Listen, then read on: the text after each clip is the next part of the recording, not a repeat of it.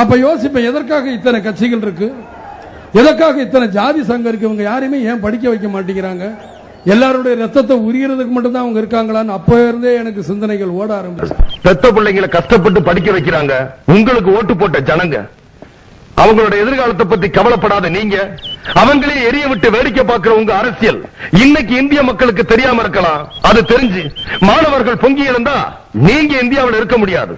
மக்கள் நம்பிக்கையை வீணடிக்கணும்னு நீங்க நினைக்கலாம், அதுக்கு நான் விட மாட்டேன். இப்படி ஒவ்வொன்றாக எனக்கு சேர்ந்ததுதான் நான் அரசியலுக்கு எப்படி எப்படி எல்லாம் வரணும் அப்படின்னு. எனக்குள் எப்பொழுதுமே ஒரு போராட்ட குணம் இருந்துகிட்டே இருக்கும்.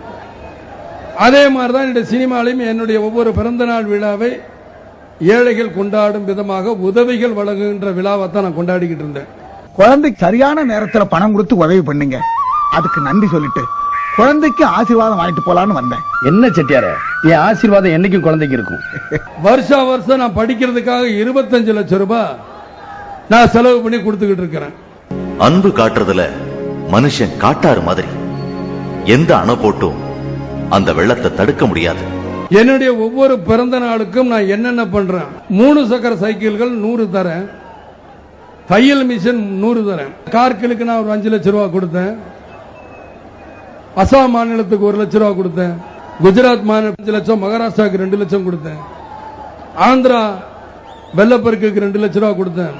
ஏழைங்களுக்கு ஒரு கஷ்டம்னா வர்ற முதல் கண்ணீர் அவரோட கண்ணீர் தான். வாங்க வாங்க வள்ளலே வாத்தியாரின் வாரிசே, என்றும் இந்த நாட்டையும் ஆள போகும் பேரரசே, ஊர் புகழ்ந்து பேசிடும் உண்மை தலைவர் நீங்களே, உரிமை குரல் தந்துமே தமிழை காக்கும் முதல்வரே.